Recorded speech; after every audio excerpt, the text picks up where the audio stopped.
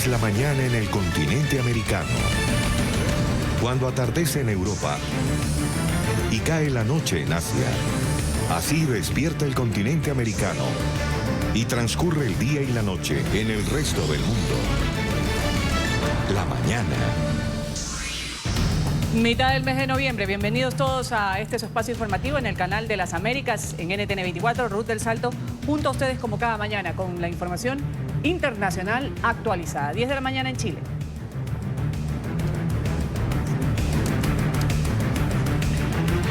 Justamente en este país inicia histórico proceso para reemplazar su constitución. El Congreso ha acordado un plebiscito para abril del 2020.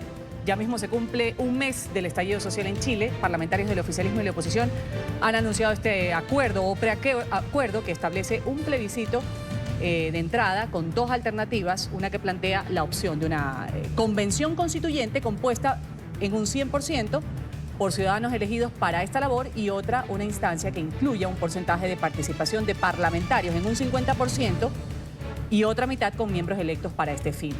El documento tiene 2 páginas, ha sido revelado en la noche de ayer, se dio a conocer 28 días después del estallido social en Chile, que sabemos gatilló el alza de las tarifas del metro, a 5 días de que el gobierno se abriera por primera vez a avanzar en una nueva Carta Magna y a 3 días de que Piñera llamara a un acuerdo por la paz. Esto tras una jornada de protestas. Esta ha sido la convocatoria que han hecho y el preacuerdo entre oficialistas y oposición. La ciudadanía va a tener un rol protagónico. Va a participar activamente en la construcción de nuestra nueva Carta Fundamental, va a tener la voz y va a poder ser activamente constructora del futuro. El presidente del Senado, Jaime Quintana, miembro del opositor Partido de la Democracia, ha agradecido públicamente a los chilenos que se han movilizado durante estos 28 días, los que lo han hecho de forma pacífica, para denunciar las inquietudes, inequidades que tiene el país. Ha dicho que gracias a ellos ha sido posible este acuerdo. Agregó que los líderes políticos en Chile han asumido finalmente su responsabilidad. Es una respuesta de la política con mayúscula, de la buena política, que piensa en Chile, que también se hace cargo y asume su responsabilidad de un conjunto de aspectos que la sociedad chilena nos planteó durante este tiempo. Somos responsables, efectivamente, de muchas de las injusticias que los chilenos nos han señalado, de las inequidades. Vamos a saludar a esta hora. Nos acompaña Jorge Pizarro, él es senador por la región de Coquimbo. Gracias por estar con nosotros, senador. Bienvenido al canal de las Américas. Hola, muy buenos días. ¿Cómo les va? Muy bien. Se habla de un acuerdo histórico entre oposición y oficialismo. Eso es lo que lo ponen todos los medios de comunicación. Lo titulan así los principales diarios chilenos. Este proceso para reemplazar la Constitución, ¿de qué forma puede dilatar un poco o calmar los ánimos que todavía se mantienen encendidos tras 28 días de protestas en algunos puntos de Chile? Bueno, efectivamente lo que busca el acuerdo es señalar un camino institucional con participación ciudadana para responder a la necesidad de una constitución política de Chile que garantice mejor los derechos de las personas, las libertades, que avance en mayores espacios de igualdad. Y sin duda que creo yo va a permitir tranquilizar un poco los ánimos. Hay gente que está, debo confesarlo, derechamente en generar violencia, provocar disturbios, que están en contra del sistema, y ellos, por supuesto, no creo que se vayan a sentir interpretados por esto, porque este es un camino fundamentalmente democrático, participativo, y lo que han demandado los ciudadanos que se han manifestado pacíficamente en las calles, que son las grandes mayorías. Pero lo importante es que es un acuerdo político amplio de todo el espectro chileno. Están los 3, 4 partidos de la derecha, que es parte del gobierno del presidente Piñera, y el resto de los partidos que formamos parte de la oposición, que es un abanico bien amplio y por eso tiene una buena representatividad también. Yo espero que este proceso además sirva para educar a nuestra gente o invitarla a participar en un proceso de diálogo ciudadano sucesivo en que se expresen primero en un plebiscito donde los chilenos...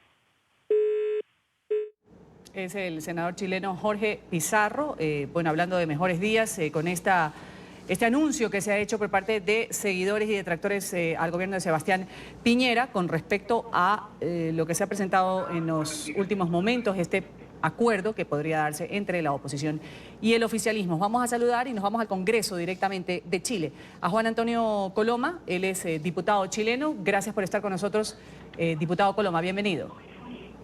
¿Cómo está? Muy buenos días. Buen día. Muchas gracias por el contacto. Gracias a usted por atendernos porque sé que su agenda estaba bastante apretada. Sin embargo, pues estos minutos son importantes para aclarar un poco en qué se basan estos acuerdos. Primordialmente se dice, la protesta de la calle va a llevarse y va a ponerse en un documento, un proceso para redactar una nueva Carta Magna.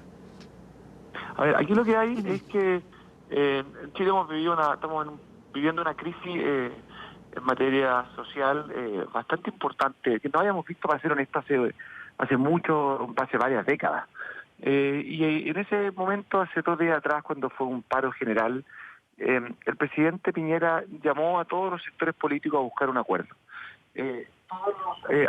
Todos los sectores democráticos, lo digo democrático porque se excluyeron algunos, como el Partido Comunista Chileno, hicimos un esfuerzo cediendo postura para iniciar un nuevo camino constitucional. Vamos a partir por una consulta que dice si quiere o no quiere una nueva constitución, y en caso de quererla, cuál es el mecanismo de reforma o más que de reforma, de escribir una nueva constitución, pero al mismo tiempo un compromiso de todos los sectores políticos para avanzar en la búsqueda de la paz, del orden, de sacar adelante una agenda social que nos permita como país retomar una normalidad entre comillas, porque yo espero honestamente que Chile no vuelva a ser el mismo, sino que sea un país mejor que el que había antes de las manifestaciones. Por algo la gente se manifestó con tanta fuerza en las calles. ¿Cómo se puede lograr eso, diputado Coloma? ¿Cuáles son las peticiones más urgentes y cuáles constarían dentro de esta nueva redacción de la Carta Magna? A ver, lo que ocurre es que aquí lo que el día de ayer acordamos los partidos fue una fórmula a través de la cual un acuerdo macro, el presidente Piñera va a tener que enviar una reforma constitucional para permitir esta modificación, pero lo grande es que todos los sectores políticos nos sentamos en la mesa con un quórum de 2/3, con personas que son, puede ser o electas en su totalidad, o la mitad electa, la mitad por el Parlamento, depende de lo que diga la elección, el plebiscito, con un plazo de hasta 1 año, de 9 meses de mínimo y 1 año de máximo para esta constitución, y con un plebiscito ratificatorio con voto obligatorio. Hago el punto porque en Chile tenemos voto voluntario, y que permita que todas las personas podamos participar en la redacción de una casa común, de una constitución para todos, que es lo que nosotros estamos impulsando también. De todos los sectores el día de hoy, creemos que es importante, si es que la gente pide eso, apoyarlo. Yo honestamente voy a votar en contra. Creo que tenemos una buena constitución, pero entiendo que hay que estar ahí, acogerse a lo que dice la mayoría.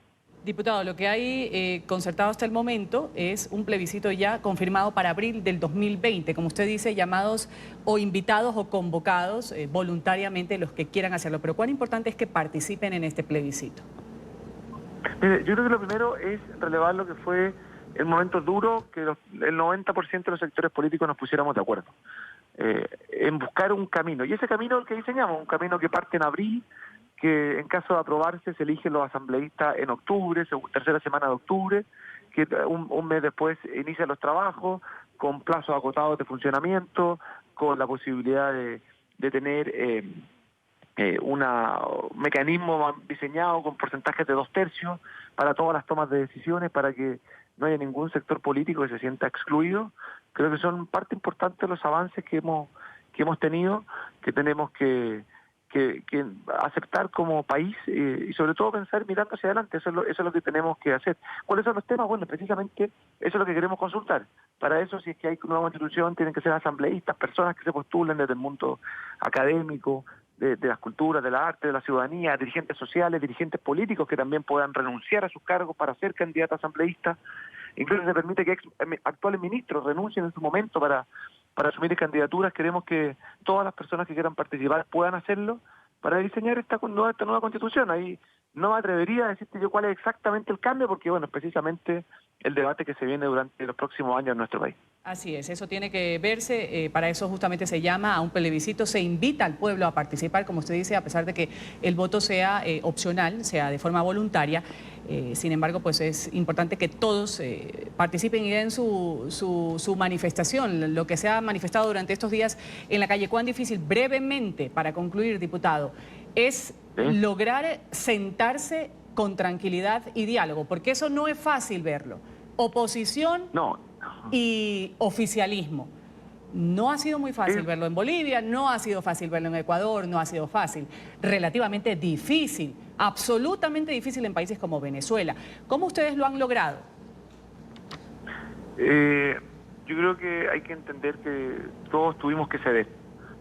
Quizás la política de los últimos años en nuestro continente ha visto mucho blanco y negro. Y nosotros tenemos que todos ceder postura. Honestamente, desde el oficialismo cedimos más, sí es verdad. Pero también cuando uno tiene una responsabilidad de conducir el país tiene que hacer esfuerzos mayores. Pero ellos también lo hicieron. Ellos querían que la toma de decisión fuera a través de un mecanismo de quórum de 4/7. Nosotros le llamamos a 2/3 para asegurar que nadie quedase fuera. Nos permitieron, por ejemplo, que actuales ministros puedan renunciar 3 meses antes de la elección para poder postularse, para que haya más candidatos. Creo que también haber mostrado una disposición al diálogo era importante. Cuando el Partido Comunista queda fuera de la conversación es porque no tienen esa real vocación democrática de sentarse a buscar acuerdos.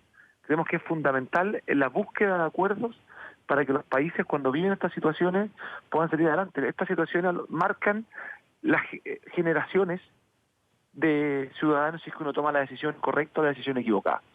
Yo siento que ayer estábamos convocados a tomar la decisión correcta y esa era todos estar dispuestos a ceder un poco a lo que creemos, a ceder un poco a nuestras pretensiones, a ceder respecto... te voy a poner un ejemplo, para nosotros, para mí en lo personal, yo creo que tenemos una constitución que ha permitido que Chile pasase de ser uno de los países más pobres de América Latina a ser el país con mayor ingreso per cápita de América Latina. Chile se ha desarrollado en forma extraordinaria en los últimos 30 años gracias al diseño de la Constitución. Pero bueno, hoy día, si es que hay que repensarla, no significa partir de cero, pero repensarla, estamos dispuestos, siempre y cuando eso signifique retomar la paz, la justicia social, la agenda social que tenemos que sacar adelante. Bueno, diputado, muchas gracias. El diputado Juan Antonio Coloma, diputado chileno. Bien, muchas gracias a ustedes. Y lo importante no es llegar, sino mantenerse, diputado, en este diálogo, en este consenso o en este proceso para poder reemplazar en cierta medida la Constitución chilena. Gracias y un buen día para usted. Que esté muy bien, muchas gracias. Y hablamos ahora de la protesta social que se ha trasladado, la protesta de Chile, a un evento de los Latin Grammy. En la alfombra roja particularmente, ahí vemos a la cantante chilena Mon Laferte. Ha sorprendido a todos con esta aparición que hizo anoche en la premiación. La cantante protestó contra los abusos que se está viviendo en Chile, dice, en torno a las protestas contra el gobierno del presidente Piñera. Ella llegó a la alfombra roja con un abrigo negro grande, un pañuelo verde, que recordemos pues se ha convertido en un símbolo para la protesta a favor del aborto. Después, cuando estaba frente a las cámaras, la artista se descubrió el pecho, mostró sus senos, en su piel, ahí vemos lo que se lee, en Chile tortura, violan y matan. Decía, lo hablamos ahora de lo que sucede en Bolivia. Ya hay disposiciones nuevas dadas por la presidenta interina. Yanine Áñez ha anunciado que se va a reconducir las relaciones con los regímenes de Venezuela y de Cuba. Ha dado a conocer que 725 ciudadanos cubanos que se desempeñaban en áreas relacionadas a la salud, a la comunicación, van a tener que salir de Bolivia. Este gesto, pues, en cierta medida muestra un giro radical en estas relaciones diplomáticas con dos aliados claves del expresidente Evo Morales. También se anunció que la legación del régimen de Maduro tendrá que abandonar Bolivia, que sería reemplazada por funcionarios de Juan Guaidó. Los cubanos, ha mencionado, mantenían cooperación en áreas de comunicación, de salud, entre otras. También se cree que La Habana brindaba asistencia e inteligencia a Evo Morales, tal como han denunciado que se hace en Venezuela. Este mandato presidencial de carácter estrictamente provisional tendrá dos objetivos. Evo Morales no está habilitado para un cuarto mandato. Por eso ha sido toda esta convulsión. El gobierno me ha encomendado desempeñar una tarea. Vamos a esta hora a la diputada demócrata por Santa Cruz, está Beatriz Capo Bianco con nosotros en la mañana. Gracias, diputada, por aceptar esta llamada. Muchas gracias, un gusto saludarlos. Gusto para nosotros también tenerla aquí y saber un poco de las nuevas disposiciones. Hay pocos días, pocas horas en las que ha estado la señora Áñez como presidenta interina de Bolivia. Ha anunciado que las relaciones con Venezuela, con Cuba, van a tener un cambio. De hecho, ya se reconoce a Juan Guaidó como presidente interino de Venezuela. Bolivia lo ha hecho así cuando con el gobierno de Evo Morales pues no había opción. Ha anunciado también que 700 cubanos deben abandonar el país. ¿Cómo ve usted estas disposiciones, estas nuevas reglamentaciones que pone el gobierno interino que existe ahora? Mire, yo creo que si algo queremos nosotros lograr es restablecer totalmente un Estado democrático, queremos restablecer las relaciones con todos los países. Sin embargo, había algunos aspectos que estaban siendo realizados por el gobierno de Evo Morales, en el sentido de que habían tratos diferentes con Cuba, con Venezuela, y que ahora pues lo estamos viendo cuando se ha ingresado a ver todo lo que estaba realizando el movimiento al socialismo, es que se están tomando medidas necesarias para restablecer relaciones con Venezuela y Cuba en el marco democrático y no conforme lo estaba realizando el socialismo del siglo XXI, en el cual, por ejemplo, había muchos casos de médicos que no estaban en realidad capacitados para ejercer acá la profesión y que habían sido traídos de Cuba para ese efecto y que eran utilizados políticamente. Sin embargo, pues como sabemos, existen países como Ecuador también, estos profesionales de la salud forman parte de un convenio que hacen con Cuba, intercambio también de beneficios. En cuanto a las relaciones que van a tener los bolivianos con Venezuela, donde se le pide a la delegación de Maduro que deje el país y se pide a Juan Guaidó que mande o envíe sus representantes. ¿Cuánto puede mejorar? O como usted lo ha dicho al principio de esta entrevista, se trata de recuperar relaciones que con el mandato de Evo Morales eran imposibles. Así es. El tema es ese. Nosotros reconocemos a Juan Guaidó como el presidente en este momento en Venezuela. Creemos que es él quien está democráticamente ejerciendo en Venezuela y es por eso que se ha pedido el cambio, es decir, que vengan quienes sean nombrados por Juan Guaidó a Bolivia. ¿Cuánto va a mejorar las relaciones con otros países? ¿Cuáles serían otros países que tienen mira en cuanto a relaciones internacionales la presidenta Áñez? Mire, se van a mejorar las relaciones con todos los países, relaciones que sean democráticas, que sean en el marco de las relaciones internacionales. Yo creo que aquí lo importante es señalar de que en ningún momento queremos nosotros que haya un sometimiento del país a ningún otro país. Nosotros queremos defender la soberanía de Bolivia y creemos que eso es lo fundamental y lo más importante. Las relaciones internacionales se harán de manera igual con todos los países y lo que sí se ha comprometido a la presidenta Yanine Áñez es que a partir de este periodo de transición lo que se va a hacer es tratar de promover la inversión extranjera en el país que había sido frenada totalmente y que había causado un gran perjuicio económico a Bolivia. Diputada, sobre las elecciones que están próximas a darse en Bolivia, que han sido pues una de las promesas que ha hecho la presidenta interina, se habla de Evo Morales como candidato, se habla de negarle esta opción. Ha salido el ex juez español, Baltasar Garzón, a dar una información, a decir que activó ante la Comisión Interamericana de Derechos Humanos de la OEA, ahí lo vemos en pantalla al ex juez español, una petición que le permita a Evo Morales concurrir a los comicios que se convoquen, precautelando el derecho al sufragio pasivo. El que no se permita a Morales asistir como candidato a unas nuevas elecciones sería, según el ex juez, la consumación del golpe militar de Estado, desnaturalizando y prostituyendo, ha dicho, cualquier proceso electoral boliviano. ¿Cuál es su reacción a estas declaraciones? Mire, yo creo que aquí lo fundamental es algo. Si hubo un golpe de Estado en este país, fue el 20 de octubre, con el gran fraude gestado, con el gran fraude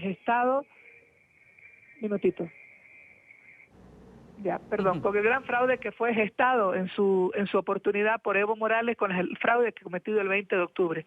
Yo creo que eso ha sido realmente lo que ha ocasionado un golpe en el país. Lo que ha sucedido posteriormente ha sido una sucesión constitucional realizada por la presidenta Yanine Áñez, conforme a los artículos 169 y 170 de la Constitución Política del Estado. Ahora, con relación a lo que manifiesta el señor Baltasar Garzón, me imagino que él está siguiendo las líneas del socialismo del siglo XXI. Aquí lo que ha sucedido en Bolivia es que el 21 de febrero del 2016 ya se le dijo no que no quería que vamos a una nueva reelección, el presidente Evo Morales, a un referéndum que él mismo llamó, y la mayoría del pueblo boliviano ya le dijo que no. Entonces, si él se quiere volver a habilitar para una nueva candidatura, sigue siendo en contra del voto ciudadano. Entonces, el reclamo que ha habido el 20 de octubre no ha sido solamente por los resultados del fraude, sino porque nuevamente se estaba irrespetando el voto de los bolivianos. Diputada Capobianco, Beatriz Capobianco, gracias por haber estado con nosotros. Capobianco. Muchas gracias por la corrección y gracias por estos minutos dedicados al Canal de las Américas. Un buen día.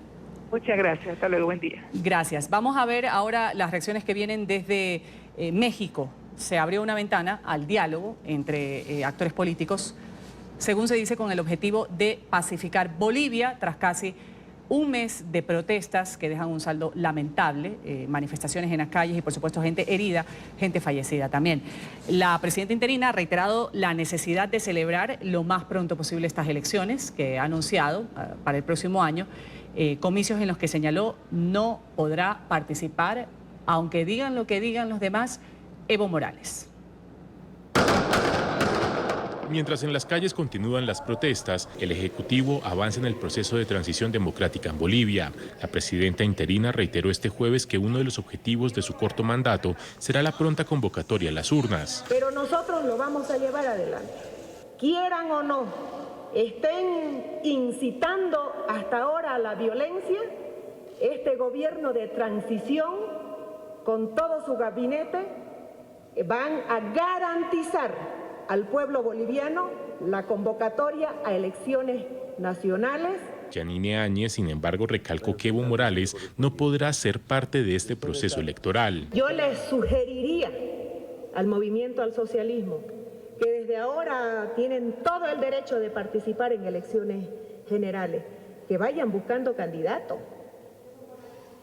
Evo Morales no está habilitado para un cuarto mandato. Por eso ha sido toda esta convulsión, por eso han habido tantas manifestaciones de los bolivianos en las calles. Asimismo, la jefa de Estado aseguró que presentará una queja formal al gobierno mexicano para que Morales cumpla con los protocolos de asilo y deje de participar en política. Un llamado al que se sumó el excandidato presidencial Carlos Mesa. Queremos denunciar ante el mundo y pedirle al gobierno de México que respete su propia tradición histórica y que ese gobierno no le permita al señor Morales seguir haciendo una política destructiva, divisionista y de confrontación en nuestro país. Las declaraciones se dan en medio del anuncio de que se abrió una puerta al diálogo con el partido Movimiento al Socialismo de Evo Morales, una mesa de negociación que tendrá el fin de pacificar el país en medio de las protestas que se han extendido por cerca de 4 semanas, proceso al que se podría sumar el enviado de la ONU, John Arnault. El ex jefe de la misión de verificación del proceso de paz en Colombia fue designado por Antonio Guterres para que ayude en los esfuerzos para encontrar una solución pacífica a la crisis. Y justamente sobre este nombramiento de John Arnault, el ex jefe de la misión de verificación del proceso de paz en Colombia, Evo Morales desde México ha celebrado que él sea un actor principal para, según dice, paliar toda esta crisis que vive Bolivia. Saludo y agradezco al hermano Antonio Guterres, secretario general de la ONU, por nombrar al diplomático John Arnault como su enviado especial para dialogar con todas las partes y encontrar soluciones a los conflictos causados por el rompimiento del orden constitucional en Bolivia. Son las declaraciones que da a diario desde que llegó a México el expresidente de Bolivia, Evo Morales, sobre distintos puntos, y ha salido México al paso diciendo que no se le debe limitar la libertad de expresión al exmandatario boliviano, como lo han pedido muchos sectores de la oposición. El Ejecutivo mexicano ha respondido así, que no se puede restringir, ha dicho, palabra textual, la libre opinión de los asilados políticos después de que la presidenta interina cuestionara la actividad política del expresidente Evo Morales desde que llegó a México, que según consideró ha fomentado o sigue fomentando violencia y división en el país. ¿Y qué han hecho los seguidores de la nueva presidenta interina de Bolivia? El gobierno de transición ha invitado a la prensa a la suite presidencial que ocupó Evo Morales en la Casa Grande del Pueblo, un edificio grande que se convirtió en sede de gobierno de La Paz, para mostrar a los medios de comunicación, señalar un supuesto derroche de recursos y una vida de lujo que llevaba Morales.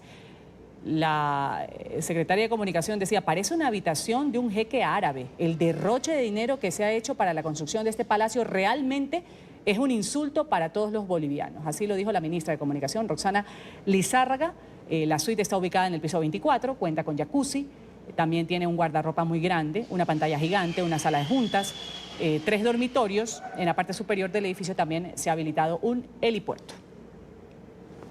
Vivía como rico y apelaba y hablaba a nombre de los pobres.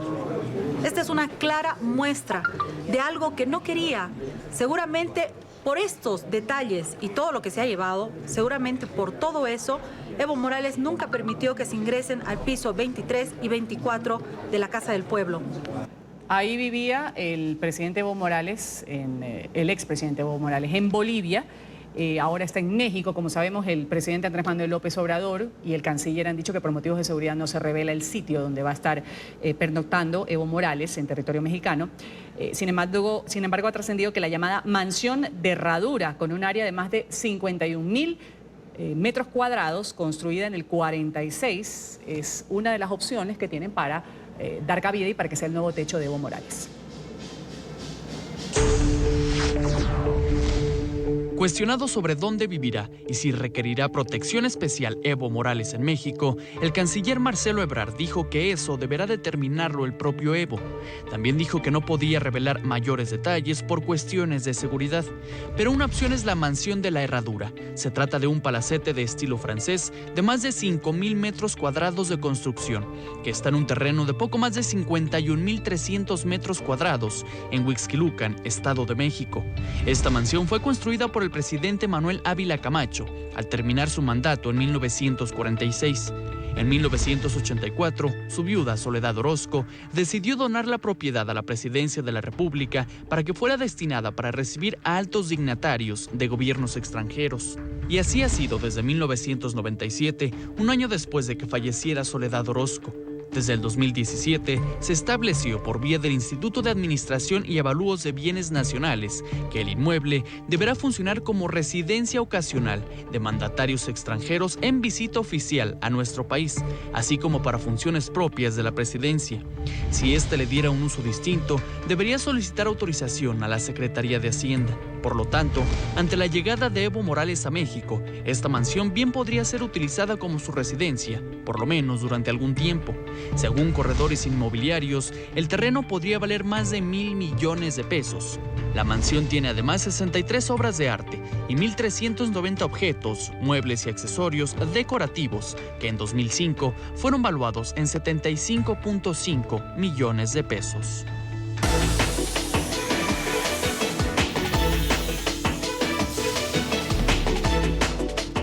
Pasamos ahora a la ronda informativa de Estados Unidos. Nuestros periodistas en la capital, Emiliana Molina, en Nueva York está Alejandro Rincón y en Florida está Paola Cerna con la agenda informativa de lo que sucede en Estados Unidos el día de hoy. Emiliana, vamos a empezar contigo en la capital. Empiezan una nueva ronda de estas audiencias de lo que sería un proceso de impeachment contra el presidente Donald Trump. ¿De quién es el turno el día de hoy? Así es, Ruth, ¿qué tal? Muy buenos días. Pues el turno de hoy es de Marie Yovanovitch, la ex embajadora de Estados Unidos en Ucrania. Hay gran expectativa en este segundo día de las audiencias públicas. Como pueden ver a mis espaldas aquí en el Congreso, ya están todos los medios de comunicación preparados para que inicien estas audiencias. Pues recordemos que Marie Yovanovitch fue despedida de su cargo antes de tiempo. Sí, cabe resaltar pues que era una embajadora de la era del expresidente Barack Obama. Sin embargo, su mandato y su carrera diplomática como embajadora en Ucrania se acabó antes de tiempo. Esta estaba alineada con políticas luchando de acuerdo con las políticas del Departamento de Estado para intentar acabar con la corrupción en Ucrania. Sin embargo, según lo que hemos visto por parte de los testigos que ya han hablado aquí en el Congreso ante legisladores, pues se dieron cuenta un poco más tarde que Rudy Giuliani, el abogado personal del mandatario estadounidense Donald Trump, tenía una agenda diferente y esa era, uno, retener supuestamente los fondos militares, 390 millones de dólares de Ucrania, y condicionar esto con la investigación a los Bidens, el rival político del mandatario estadounidense Donald Trump, y también con una visita a la Casa Blanca de Volodymyr Zelensky, el presidente de Ucrania. Por otro lado, cabe resaltar también que Yovanovitch, antes de ser pues despedida como embajadora y quien aún continúa trabajando en el Departamento de Estado como diplomática, era la mujer de más alto rango en el Departamento de Estado y una mujer bastante respetada, pues algunos de sus colegas han dicho a medios de comunicación estadounidenses que era una mujer bastante imparcial en cuanto a su trabajo. También cabe mencionar pues las posiciones que están tomando los legisladores. Mientras los demócratas intentan buscar más respaldo entre los republicanos, especialmente entre esos republicanos, Ruth, que están a punto de retirarse, que son alrededor de unos 20, pues estaban buscando el apoyo porque estos republicanos no tendrán la presión de ser reelegidos bajo las elecciones del mandatario estadounidense Donald Trump. Sin embargo, eso es algo que por ahora no está pasando. También cabe resaltar que republicanos como el republicano de Texas, Will Hurd, también a punto de retirarse y ex agente de la CIA, había criticado públicamente esta llamada del mandatario estadounidense con el presidente ucraniano Vladimir Zelensky, tachándola de preocupante. Él se sienta en este comité de inteligencia y ha cuestionado a los testigos que vimos el miércoles de esta semana. Sin embargo, no ha mostrado un posicionamiento, de cierta manera, que lo aleja de las políticas de Trump. Y esta es la situación similar también con el republicano de Ohio, Mike Turner, quien también había criticado esta llamada públicamente, pero ante el Comité de Inteligencia en las investigaciones públicas, pues no se ha alejado de la retórica que ha utilizado el mandatario estadounidense Donald Trump. Eso en cuanto a las declaraciones que van a darse, estas audiencias que nos reporta Emiliana Molina, pero Emiliana, también en la capital estadounidense en las últimas horas se ha comentado sobre este tiroteo que se registró, un nuevo tiroteo en una escuela secundaria en California. La noticia, nuevamente, un menor sacó una pistola semiautomática de su mochila, disparó y hay 2 muertos al respecto. ¿Qué se sabe o qué han dicho demócratas y republicanos al respecto? Así es, Ruth, pues un hecho bastante lamentable. De hecho, ya dejó 2 víctimas mortales. NTN 24 logró conseguir información en exclusiva donde una de las víctimas, lamentablemente la joven de 16 años de edad, es la hija de un alto empresario reconocido en California, el jefe de tecnología de la empresa Beachbody. Esta empresa hace videos de ejercicio como los videos de Insanity. Hasta el momento, pues las autoridades no han revelado ni el nombre del autor del tiroteo ni el nombre de las 2 víctimas que fallecieron. Lo que sí hemos visto aquí en el Congreso por parte de legisladores, Ruth, lo que me mencionabas, es que irónicamente, mientras se llevaba a cabo este tiroteo en California, aquí en el Senado, los senadores demócratas como Blumenthal llevaban al Pleno el proyecto de ley conocido como HR-8, que pide que se lleven a cabo revisiones de antecedentes criminales antes de que una persona pueda comprar armas, y le estaban pidiendo esto en el Pleno al líder del Senado, Mitch McConnell, quien aún no ha querido llevarlo a votación, y que esto ya se aprobó con apoyo bipartidista, Ruth, en la Cámara de Representantes, y que de hecho tiene niveles de aprobación del 90% aquí en Estados Unidos de parte de los americanos. Entonces muchos legisladores, en especial los demócratas que están más en contra de portar armas aquí en la Unión Americana, no se explican por qué esto no se ha llevado a votación si tiene tanto apoyo de parte de los americanos, Ruth, y eso es básicamente lo que están diciendo aquí los legisladores en Washington. Emiliana, muchas gracias por ese reporte. Emiliana Molina, nuestra periodista desde Washington, D.C. Pasamos a Nueva York, hablando ahora de la preocupación que existe de parte del gobierno de esta ciudad, de este estado, precisamente por las personas sin techo, una crisis por sobrepoblación. El gobierno de la ciudad ha dicho va a reforzar cerca de 20.000 personas, el equipo que se dedica al monitoreo y a la atención de estos habitantes de calle. Alejandro Rincón nos amplía esta información el viernes. Alejandro, adelante.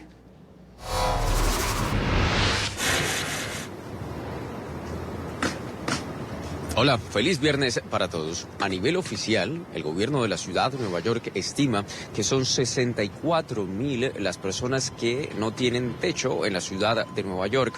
Sin embargo, las organizaciones de la sociedad civil que trabajan directamente con este segmento vulnerable de la población aseguran que son 67.000. Es una crisis en este frente la que enfrenta ahora mismo la administración de Bill de Blasio, que a pesar de distintos esfuerzos recibe críticas una vez más por no haber implementado anteriormente otros esfuerzos de alcance para tratar de neutralizar este problema con los habitantes de calle.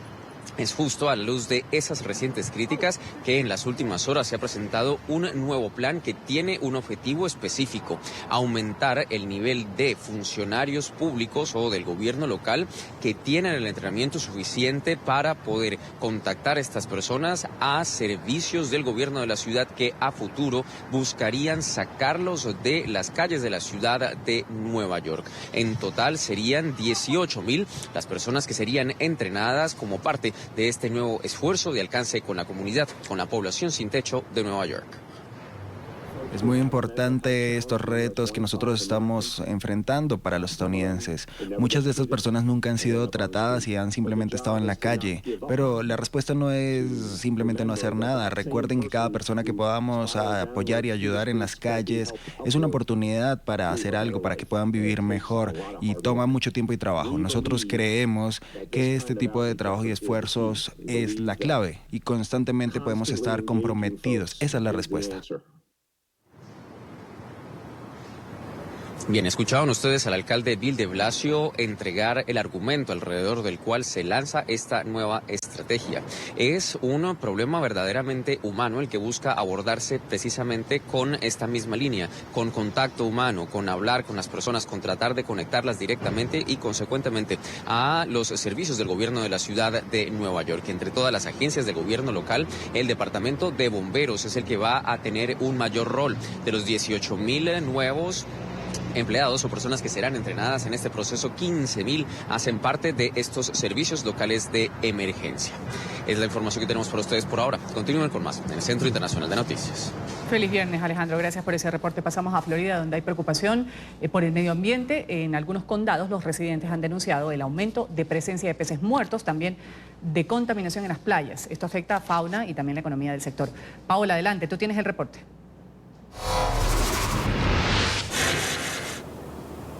Hola, ¿qué tal? Muy buenos días. Pues bien, las alertas han sido activadas por el Departamento de Vida Silvestre del Estado de la Florida, que básicamente ha advertido que nuevamente llegará a las costas, particularmente de la zona oeste de la península de la Florida, la temida marea roja. Este fenómeno es un fenómeno natural que se produce en el Golfo de México. Básicamente es el aumento de producción de algas que sirven como alimento para las especies. Sin embargo, al acercarse hacia las costas, la contaminación de las aguas que hay alrededor de las costas y digamos la mezcla de las aguas del mar con aguas que vienen también provenientes de los Everglades hacen que se contaminen y estas algas se vuelvan tóxicas. Esto, por supuesto, afecta no solamente a las especies marinas, sino también a las aves y, por supuesto, a las personas que pueden sufrir las consecuencias al entrar en contacto con el agua contaminada. En el 2017 se calcula que hubo pérdidas de más de $100 millones en la costa oeste de la Florida debido a este fenómeno de la marea roja. Las autoridades medioambientales han estado monitoreando muy de cerca la contaminación que existe actualmente en el agua, particularmente en zonas de Sarasota, el condado Lee y particularmente la costa suroeste del estado de la Florida para evitar cualquier tipo de riesgo. Por ahora, la información desde Miami, Paola Serna. Continúen con más desde nuestros estudios centrales. Buenos días. Buen día, Paola. Y vamos a continuar con más luego de la pausa. Noticias internacionales. Cerca de la ciudad de Guadalajara, en México, han aparecido 12 cuerpos desmembrados. Estaban estos cuerpos dentro de bolsas de plástico. Los restos pertenecen a 7 hombres, 5 mujeres, así lo ha explicado ya la Fiscalía General del Estado de Jalisco. El número de víctimas podría ser mayor. Los expertos forenses únicamente han hallado 33 de las 52 bolsas que están en el sitio, han registrado estas bolsas. El área metropolitana de Guadalajara ha tenido conocimiento de un incremento de estas fosas clandestinas en los últimos años. Grupos de narcotraficantes, secuestradores, utilizan este tipo de sitios para deshacerse de víctimas o de enemigos. Cada vez que encuentran nuevas fosas, los familiares de los desaparecidos asisten a estos lugares. Dicen que no hacen más que buscar en todos los sitios posibles en los que puedan estar sus seres queridos. Se nos está dando el derecho de estar presentes dentro de esta búsqueda. Y dentro de esta búsqueda estamos única y nada más como observadoras. Y yo recuerdo los primeros días, los primeros meses que mi hijo estaba desaparecido. Es un dolor que no se lo deseo a nadie. Es un dolor indescriptible. Y debe ser una tortura a largo plazo, además. Hablamos ahora de un joven de 16 años y un adolescente de 14 que son las víctimas de este tiroteo en la escuela secundaria de California, perpetrado en la mañana de ayer por un estudiante que ese mismo día cumplía 16 años. Este menor sacó una pistola semiautomática de su mochila, disparó contra sus compañeros cuando comenzaba la clase. La última bala la guardó para dispararse en la cabeza. Aunque no perdió la vida, su estado de salud es crítico, se encuentra bajo custodia policial en un hospital. Los alumnos han grabado, algunos con sus teléfonos, los momentos de angustia, de incertidumbre también que vivieron cuando fueron evacuados del plantel en el condado de Los Ángeles. Eli, una estudiante de 17 años, recordó los momentos que vivieron ella y sus amigos que se atrincheraron en el salón de clases tras escuchar los disparos. Es tan aterrador ahora, es como si cada día hubiera otro tiroteo, así que cada vez que hay un ruido fuerte o cualquier tipo de amenaza nos encerramos y por un segundo fue solo otro encierro y luego fue real. Mike Pence, el vicepresidente de los Estados Unidos, ha prometido que el gobierno de Trump hará todo lo posible para combatir los tiroteos masivos en el país. El alto funcionario de la Casa Blanca ha lamentado este fatal suceso en California, ha asegurado que la administración Trump va a trabajar para devolver la tranquilidad a las escuelas en todo el territorio. También ha enviado un mensaje a las familias de las víctimas. En nombre del pueblo estadounidense digo de la forma más sincera, los corazones de todos los estadounidenses están con ustedes hoy. Nuestras oraciones están con usted y nuestras oraciones están con todos los médicos, enfermeras y personal del hospital que están tratando a sus seres queridos a esta hora. Pero a todos los estadounidenses y a todos los que están aquí reunidos, les decimos que este presidente y esta administración seguirán decididos a poner fin al azote de los tiroteos masivos y no descansaremos ni cederemos hasta que acabemos con este mal en nuestro tiempo y hagamos que nuestras escuelas y nuestras comunidades vuelvan a ser seguras. Y mientras tanto, en la ciudad fronteriza de El Paso, en Texas, ya se ha abierto la tienda de Walmart, que fue escenario del tiroteo de hace 3 meses, en el que murieron 22 personas. El nuevo presidente de la compañía ha asistido a esta apertura o reapertura, después de escuchar a empleados y a residentes de la zona para decidir cuándo sería el mejor momento para volver a abrir las puertas. Patrick Crucius, de 21 años, abrió fuego el 3 de agosto en respuesta a lo que ha llamado una invasión hispana en Texas. Varias de sus víctimas fueron ciudadanos mexicanos. La cadena de supermercados podría instalar un pequeño monumento en honor a estos fallecidos. Y Corea del Norte ha tildado al candidato demócrata estadounidense Joe Biden, o precandidato, de perro rabioso al que, según el régimen, hay que matar a golpes. En un comunicado acusaron al ex vicepresidente de Estados Unidos de tener, abro comillas, la temeridad de osar calumniar la dignidad de la dirección suprema del país. El equipo de Biden había criticado esta semana en un video de campaña la política extranjera del presidente estadounidense Donald Trump, que según afirmaron consiste en elogiar a los dictadores, a los tiranos y alejarse de los aliados de Washington.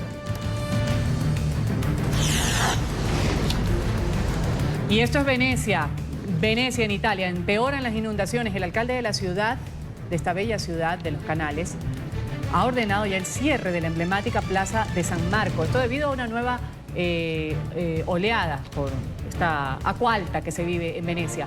El gobierno ha declarado el estado de emergencia. Hace 3 días se registraron los peores niveles de crecida en 53 años. Los daños ascienden a cientos de millones de euros en la icónica Basílica de San Marco. Alertan una corrosión irreversible de este tesoro de la humanidad. Para mañana, 16 de noviembre, se avecina una nueva protesta convocada por el presidente interino Juan Guaidó en Venezuela. ¿Cómo está la preparación y la convocatoria a esta marcha? Enseguida nos comunica y nos reporta nuestro periodista en la capital, en Caracas, Oliver Fernández. Oliver, buen viernes para ti. Un buen viernes para ti, Ruth. Como siempre, un gusto saludarte desde acá, desde Caracas, y también a nuestros televidentes. Así es, esta manifestación que se llevará a cabo en la ciudad de Caracas saldrá en 4 puntos. Hay mucha expectativa por parte de los ciudadanos.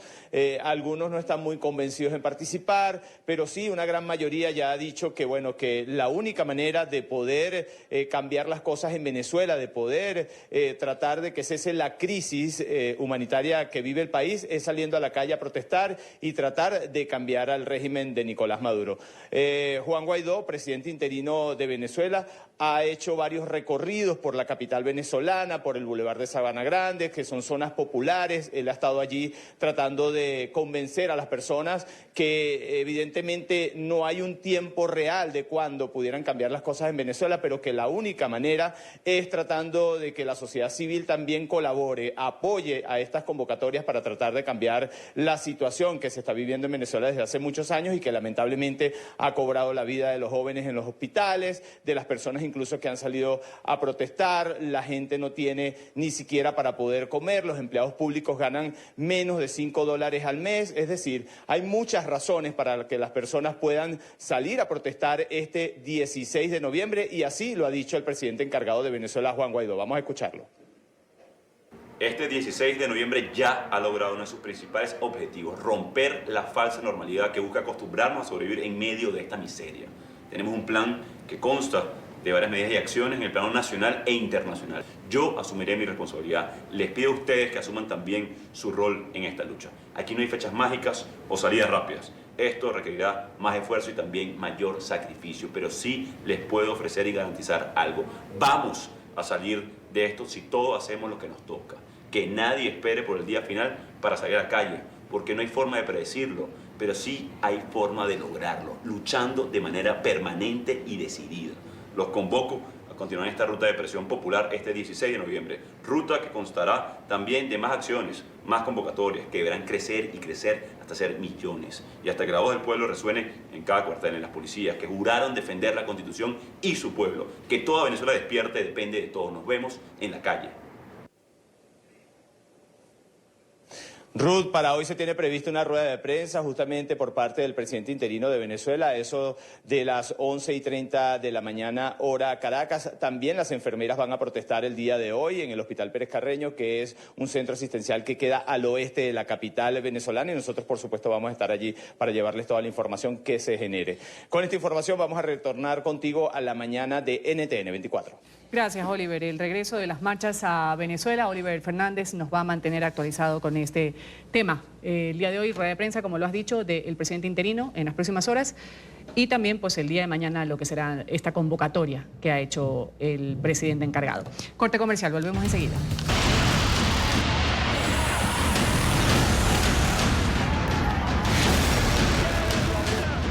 A esta hora, desde Palacio Quemado, en Bolivia, la sede del gobierno, la presidenta interina, Yanine Áñez, junto a su gabinete de ministros, habla con la prensa internacional. Escuchamos. Y se conforma un gobierno con las formalidades de toda la institucionalidad democrática. Pero en la realidad lo sentimos, no todos, por supuesto, porque hay un sector muy privilegiado, lo sentimos que nuestros derechos individuales han sido coartados. Y esto ha sido de una manera progresiva. Y esa ha sido la reacción que ha tenido nuestro país. De experiencias ajenas siempre uno tiene que aprender. Y si en otros países están peor que nosotros, y si nosotros tenemos la oportunidad o la opción de no permitir avanzar a un autoritarismo, creo de que las condiciones nos los permiten, y eso es lo que ha motivado a Bolivia, a los bolivianos, a autoconvocarnos a las calles, a reclamar por libertad, a reclamar por democracia, a reclamar por el respeto a nuestro voto en las urnas. Yo espero que tengamos el tiempo suficiente y la madurez suficiente como para llevar adelante lo más pronto posible, primero, la elección de autoridades, administradores de procesos electorales que sean transparentes, con personalidades reconocidas, capaces, con méritos, el cual demuestren a la ciudadanía boliviana que ellos van a hacer las cosas bien, que no va a haber desconfianza de ese irrespeto al voto ciudadano, que no va a haber manipulación en la información de los resultados de un proceso electoral. El país ahora demanda paz, el país ahora demanda elecciones justas, transparentes, y este gobierno de transición ha hecho ese compromiso. Por eso nos atrevimos a llevar adelante, a ejercer nuestro derecho constitucional ante la ausencia de autoridad, ante la ausencia de Estado. No podíamos mirar indiferentes lo que estaba sucediendo en el país mientras había vandalismos, asesinatos, terror en las calles. Esa era una responsabilidad que en su momento tuvimos que asumir como parlamentarios con toda la buena fe, insistiendo en que este no va a ser un gobierno de revanchas ni de venganzas, pero sí teníamos que hacerlo, con todo su costo también. Pero la mayoría de los bolivianos queremos transparencia, queremos gobernantes elegidos por nosotros mismos, exigimos respeto y queremos vivir también en libertad y en democracia. Eso es lo que ha motivado que tomemos esa decisión a una indolencia en su momento oficialista que estaba viendo cómo se caía el país, cómo se destrozaban las calles, cómo se atemorizaba a nuestra gente, cómo se aplicaba el terror en la calle. No haber hecho nada, creo, de que era lo más irresponsable que hubiéramos podido hacer. Y nos atrevimos a hacerlo, y con la bendición de Dios y por el bien de los bolivianos vamos a llegar a unas elecciones, a lanzar una convocatoria de elecciones, y los bolivianos tendrán la oportunidad de elegir.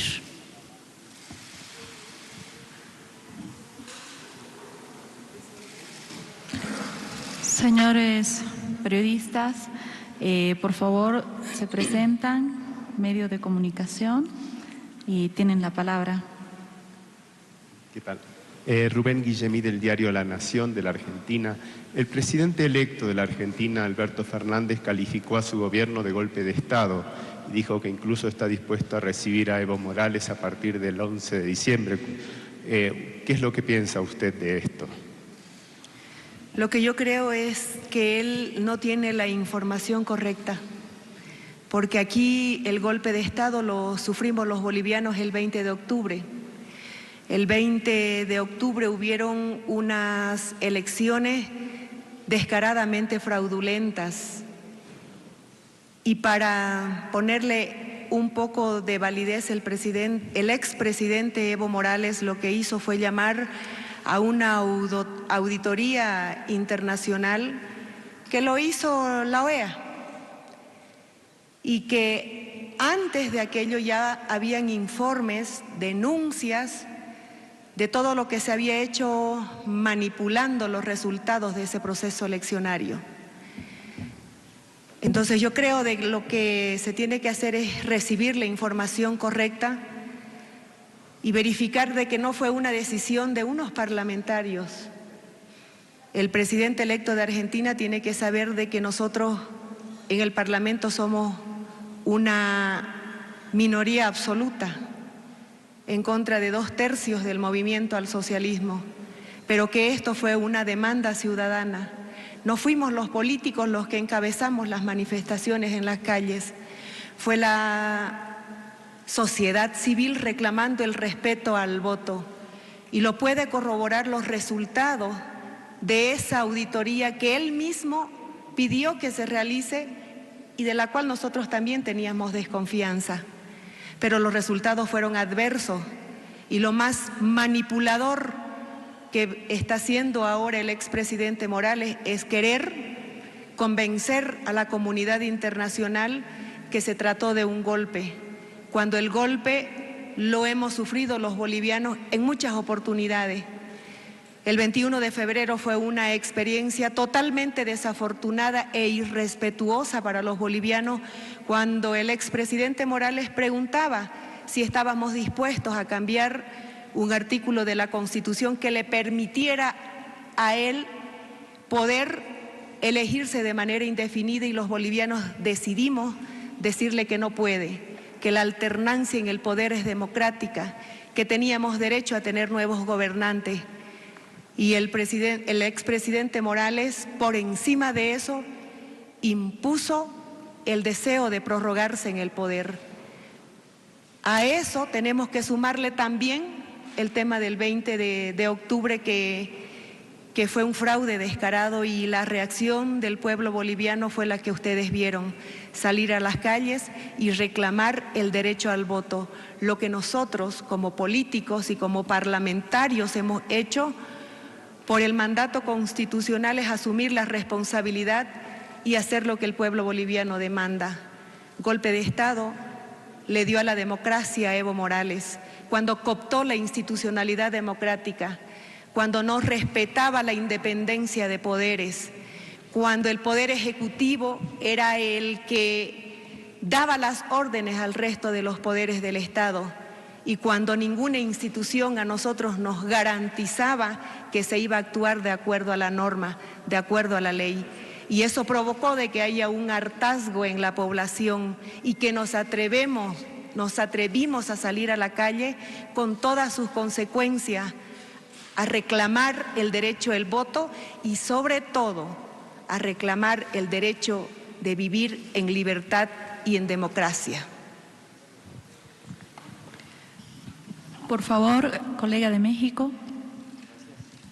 Preguntarle, señora presidenta, si usted va a presentar al gobierno de México embajadores. Próximamente usted va a enviar embajadores al gobierno de México, y si tiene previsto platicar con el presidente Andrés Manuel.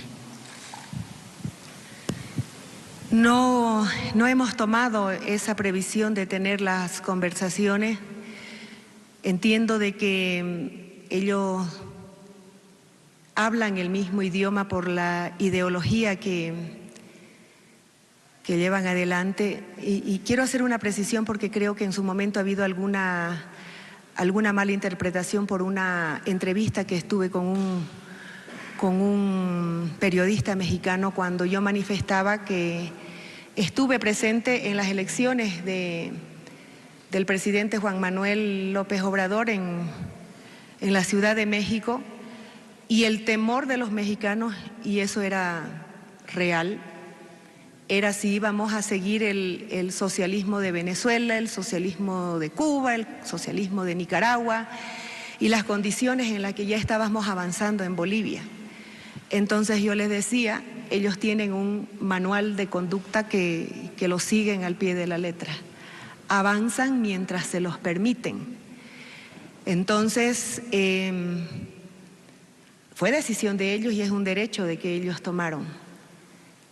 Si llegan a avanzar como lo ha hecho Cuba, Venezuela, Nicaragua, y que son desafortunadas experiencias, pues eso yo dije, me da pena que hayan elegido ese camino, porque la experiencia a nosotros nos dice de que si los dejamos avanzar, vamos a terminar con todas nuestras libertades restringidas como lo están haciendo ahora con los países ya mencionados. El expresidente Morales pidió asilo político a México, siendo de que él tiene cuentas pendientes con el país. Muchísimos actos de corrupción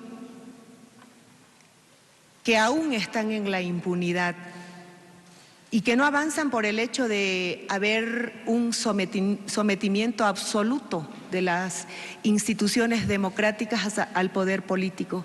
Por eso es que están en la impunidad, y esa es una deuda pendiente que tiene el expresidente Morales con el país.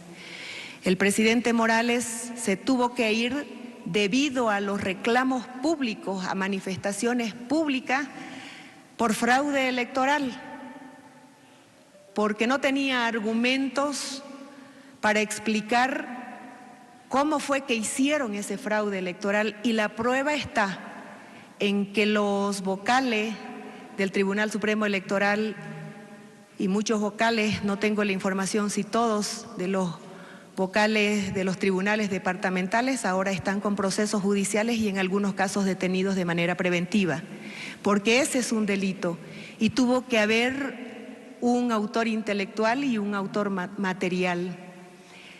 Entonces son situaciones que todavía están pendientes en el país y que don Evo Morales no se atrevió a enfrentar, se fue por voluntad propia, y en su calidad de asilado político, él no debería, porque no se lo permite la normativa, estar haciendo declaraciones públicas.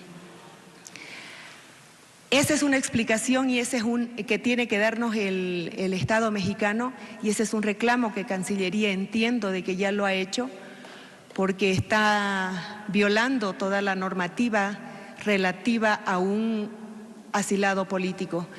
Pero yo quiero decirles también que eso no es algo extraño en el expresidente Morales. Él está acostumbrado a pasar por encima de la normativa. Qué pena que en otros países se lo tengan que permitir. Eso fue lo que yo manifesté. Qué pena que México hubiera tenido que decidir tomar el camino por el cual nosotros lo que estamos buscando ahora es salir, porque ellos no tienen la potestad de decidir si el expresidente Morales pueda ir en calidad de asilado. Esa es una potestad del presidente López Obrador. Ese fue, creo, el malentendido, porque escuché el comentario, es que no es decisión de todos los mexicanos, porque la mayor parte de los mexicanos tampoco estaríamos de acuerdo. Esa es una decisión del presidente y eso es correcto.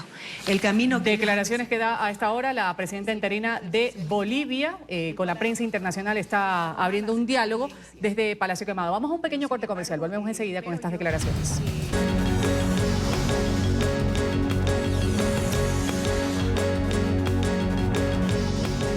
Vamos a continuar con más, pero en nuestras siguientes emisiones informativas vamos a hablar de estas dos noticias que están en desarrollo. La primera, que tiene que ver con la presidenta interina de Bolivia, Janine Áñez, ofrece declaraciones a la prensa internacional. Está junto a su gabinete de ministros. La mandataria encargada ha dicho que el expresidente Evo Morales, asilado en México, tiene cuentas pendientes en territorio boliviano.